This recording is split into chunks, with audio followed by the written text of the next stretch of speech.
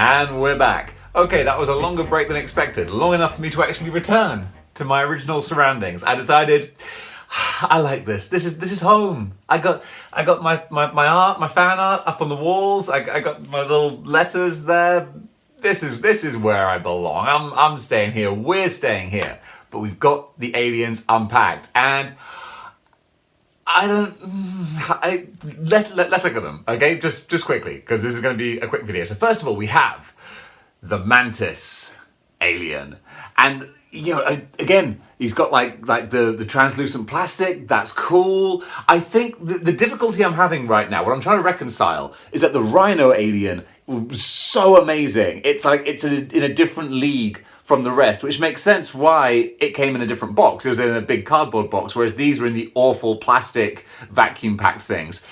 One thing, quick rant, those vacuum plastic sealed boxes, worst thing in the world. First of all, if you want to keep your boxes mint-ish, forget it. You can't. You have to cut into them. Secondly, unless you have like an electron lightsaber freaking cutting blade, it's a nightmare to get them open. I have cuts on my hand from where I was hacking at them and ripping them open. And okay, granted, I could have probably been more careful, but you know me, I'm an excited child. But either way, I don't swear on here. F those packages. Also, a whole bunch of plastic, which I recycle, but like you can only recycle so much of it.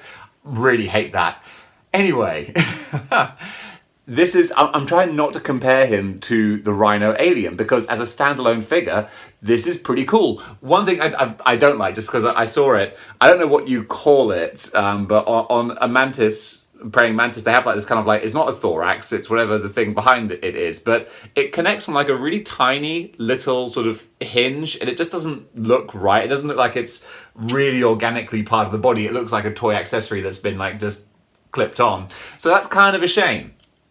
The good stuff though is all the sculpting. The sculpting, I think, they had the standard alien body and then they just play around with it. But they play around with it really well. The creepy pincer type things. This looks like from Rick and Morty when everyone gets Cronenberged. This is completely it. It's turned into a praying mantis. What's good about this figure also is because it has big, wide feet, you can put it standing up. That's one thing that we've learned through our various misadventures, that it's not easy to do that with a lot of Neca aliens. But this one, he stands up, he's bright green, looks good, but he's quite small in comparison to the Rhino. Let's bring the Rhino out, actually. So here is the Rhino, and you see the size difference is quite considerable. Actually, you know what? I say that. It's not huge. The Rhino is bigger, but it's not crazy. But I think I was just so taken by the Rhino that anything else was like a bit of a step down. I should have bought the Rhino last, but it was just dumb luck. Moving on next, we have the Gorilla Alien, which I found very difficult to stand. But there's a lot of fun stuff. Also, all the aliens, all the figures, have the openable, it's not really a word, but they have mouths that you can open, and the gorilla is no exception. There you go. And it opens wide. I mean, look at that. And it does look very simian. They've done a really great job of making this look gorilla-ish. You can remove the top part of the skull and look at the actual skull sculpt. It looks like, surprise, surprise, a gorilla. They've really put some extra effort into making this work as a gorilla figure. They didn't just make an alien with longer arms. But speaking of which, they give him the longer hands as well, and I quite like the white silver detail. It looks kind of like the gloves that Kurt Angle used to wear on his last run with WWE. Less said of that, the better. But yeah, although he has two. He has a black one of these and like a slightly more translucent one, which looks better because you can see the skull through it, but it doesn't actually fit that well. So considering that, I only have a glance at it occasionally, we'll have that here. And he also has the fun little extra spikes on the tail. So, again, a good bit of fun, but you don't try and stand him up like upright. Forget about it. That's why it's been such a long pause between these videos. He ain't standing. Now then, well, which is why, at least as a gorilla, it makes sense to have his hands on the floor. So we also have the Scorpion.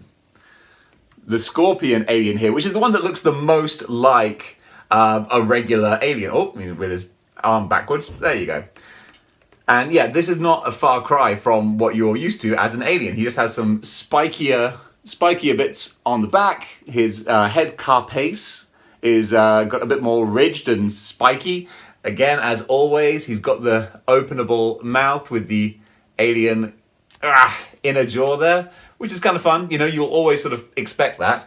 And yeah, he's kind of fine. I quite like the gap, the space in his thighs looks very, again, as all of these do, because they're aliens, looks very Geiger-ish. And his tail has a lovely bendy wire in it, so you can play about with that quite a lot. But he is tricky to stand and balance. You can see he's like flipping and flopping around in my hands, but if you get him just right, he'll be all right. And finally, this is kind of fun. This is a real novelty kind of piece. This is the snake alien. It's one big alien colored bendy wire, basically. And this is fun, okay? It's, you know, because it doesn't have any limbs, it's the least sort of classically alien, but it has a lot going on here. You can actually, with the mouth, you can do tons of things with it. You can open the mouth wide and actually pull the tongue out further and then extend these little sort of mandibles on the tongue. Goodness only knows how that would work, like biologically, but it is a fun piece to display like that. And of course I have it coiled so that it'll stand up and look like a king cobra, but you can really twist the tail any way you want. And these little gnarly, almost like face hugger type claws, fingers, whatever you want to call it, they pop out and sort of makes that great sort of king cobra hood kind of look to it. I actually got really annoyed because one of these was missing and I was like, oh, you gotta be kidding me. But yeah, I managed to scour through everything and find it. So that is all of the Neca hybrid aliens. And I gotta say, I'm not like thrilled. I'm happy to have them, but I think, you know, the Rhino is quite breathtaking. So anything after that, it felt like a little bit of a step down, you know? But really, it's not. It's just, you know, they can't, why can't they all be this size? They could be. And as you can see also, once you have them all, whoa, I was doing a good job of displaying them there. Once you have them all together, another like little problem is that it starts to become like just a dark mess of spikes and black shiny plastic, and they don't really stand out too great when they're all positioned side by side. I'm struggling to even stand him. So I think sort of in my sort of ranking, if let's do a ranking. So clearly, as you can tell from what I'm saying, the Rhino is number one. No question about that. Second would be Mantis, because he's very unique, very fun looking. He's got the bright green plastic. It looks like a lot of fun on the shelf there. Then I would say probably either the gorilla or, you know what? Yeah, I'll go for the snake because it's so weird and I like that. So we're going to go for the weird snake. Then the gorilla, which is fine, but again, he can only have him sort of on his on his knuckles leaning forward. Maybe some clever person can stand him up on his hind legs, but should he even be like that? He is a gorilla after all. And then finally we have the scorpion, which I thought I would like the most because he does look kind of badass and most like the traditional alien, but my giddy lord, he is very wibbly wobbly on his feet. And that, whew, is the Neca alien lineup. I was thinking, like, it is just a massive plastic, like, altogether. Maybe I should get some predators to sort of mix it up and space it up. And then I thought, that's just throwing good money after bad. Like, I'm mildly happy with this. Not as happy as I could have been, but I got my expectations so high with the Rhino. I'm not going to throw more figures in to try and, like, up its game. It's like, no, I'm good. You heard it here first. I'm officially drawing my line with Neca, like, aliens now. I'm done. I'm good. Having said that, I just instantly contradict myself. I do need to get like a classic movie alien to go with my classic movie monsters. So that's allowable. I'm allowed that for my movie collection, but hybrid, like Kenner type alien franchise, we're good.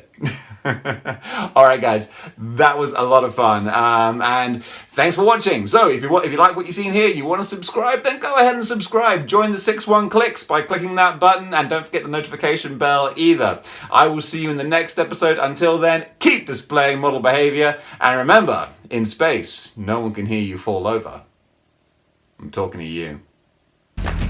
There's a new Street Fighter on your windowsill.